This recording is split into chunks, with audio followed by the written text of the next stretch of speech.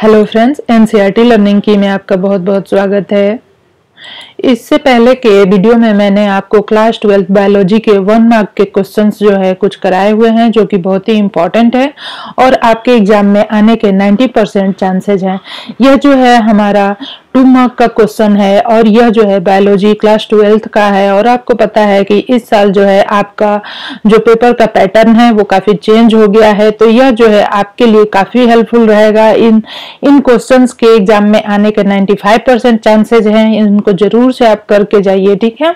तो ये 2 मार्क्स के क्वेश्चन है और आपने अगर 1 मार्क के क्वेश्चंस के वीडियो नहीं देखे हैं तो उसको तुरंत देखिए और फिर इस क्वेश्चंस को भी कर लीजिए, ठीक है। तो यहाँ पे 2 मार्क के क्वेश्चन जो आते हैं उसमें आपको जो है 5-6 लाइन में आंसर देने होते हैं। तो चलिए यहाँ पे देखते हैं what are the bioreactor. Bioreactor क्या होते हैं, how are large volume of culture maintain and processed in them. तो बायोरिएक्टर क्या होते हैं और इनमें लार्ज स्केल पे कल्चर को कैसे मेंटेन किया जाता है।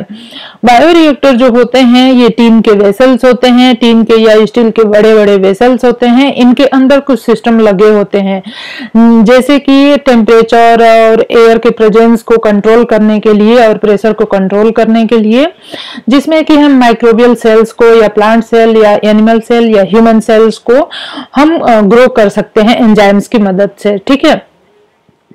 Bioreactors are vessels in which raw material are biologically converted into specific product such as enzyme। जैसे कि इसमें हम क्या करते हैं कि रॉ मटेरियल को हम किस में कन्वर्ट कर देते हैं, एंजाइम्स में। किसकी मदद से, प्लांट्स, एनिमल, ह्यूमन सेल या माइक्रोब्स की मदद से हम जो है रॉ मटेरियल को प्रोडक्ट में, जैसे कि कौन से प्रोडक्ट हमें चाहिए होते हैं, जैसे कि एंजाइम्स हो गए, विटामिन हो गए, प्रोटीन्स हो गए, ये हमारे प्रोडक्ट होते हैं। इनको हम बायोरिएक्टर में बनाते हैं। A bioreactor provide the optimal condition. इस बायोरिएक्टर में ऑप्टिमल कंडीशन को बनाए रखा जाता है। जिस भी जो प्रोडक्ट हमें चाहिए उसके लिए जो ऑप्टिमल कंडीशन चाहिए उसको हम इसमें मेंटेन कर सकते हैं। वो ऑप्टिमल कंडीशन क्या होते हैं, टेम्परेचर हो गया, पीएच हो गया, substrate, salt, vitamin and oxygen, ये सारी चीजें हम इसमें मेंटेन कर सकते हैं। मैं आपको बायोरिएक्टर का एक फोटो भी दिखा देती हूँ, आप यहाँ पे देख के समझ सकते हैं। ये है एजिटेशन टैंक, एजिटेशन सिस्टम, ये है सेंसर, प्रोब्स, थर्मल जैकेट, ये है reactor tank, submerged aerator, effluent यहाँ से निकलता है, यहाँ से फीडिंग पंप है, ये मीडियम है और यहाँ से एयर जाती है।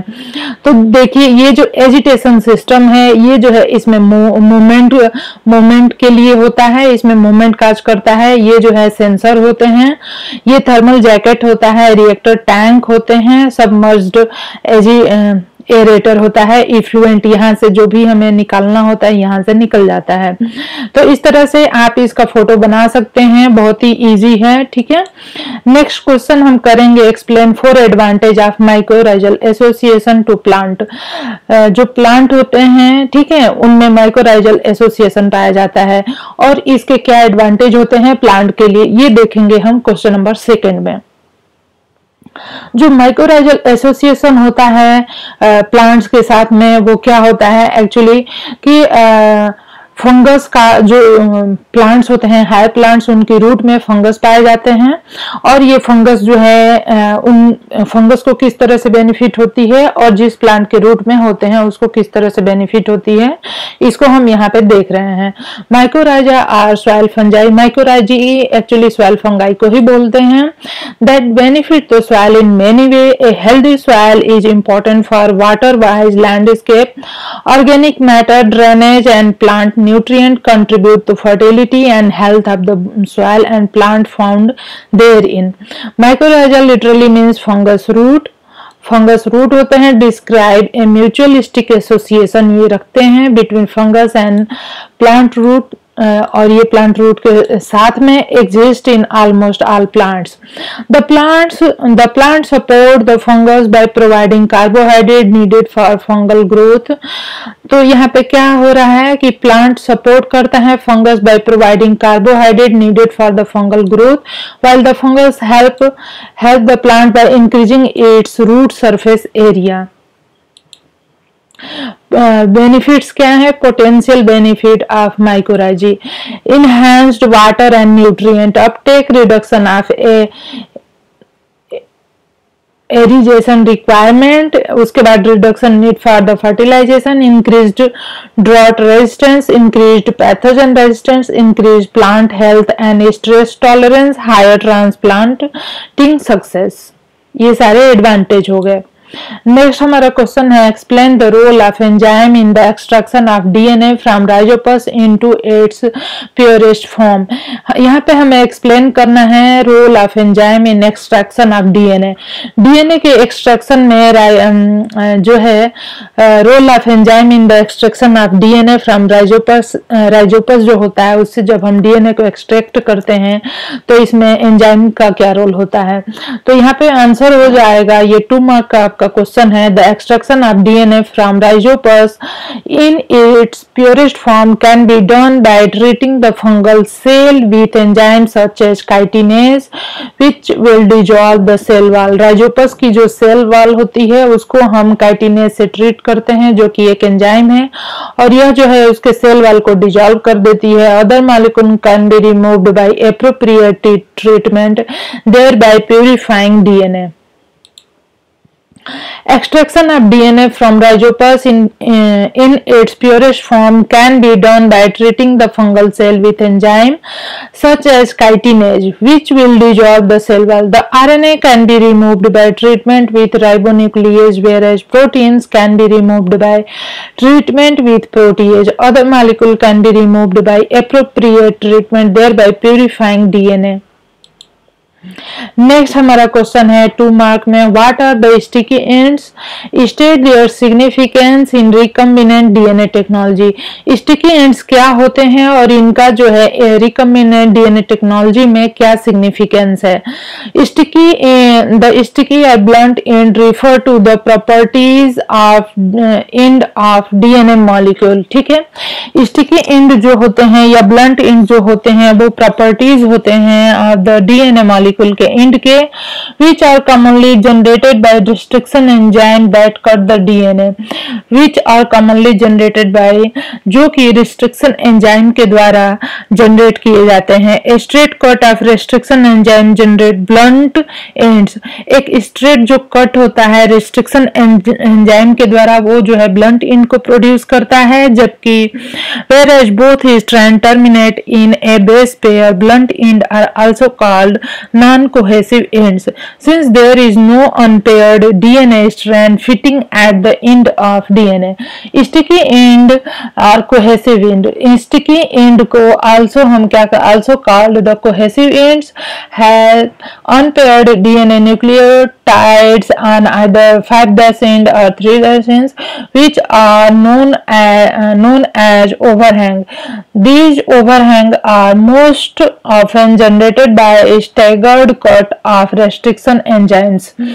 Sticky ends are generally more desired in cloning technology, whereas a DNA ligase is used to join 2 DNA fragments into one, because the yield and the specificity of ligation using sticky end is the significantly higher than with the blunt ends. Next हमारा question है explain the procedure by which PCR aid in early detection of cancer. तो जो PCR जो है वो किस तरह से यूज किया जाता है in the early detection of cancer.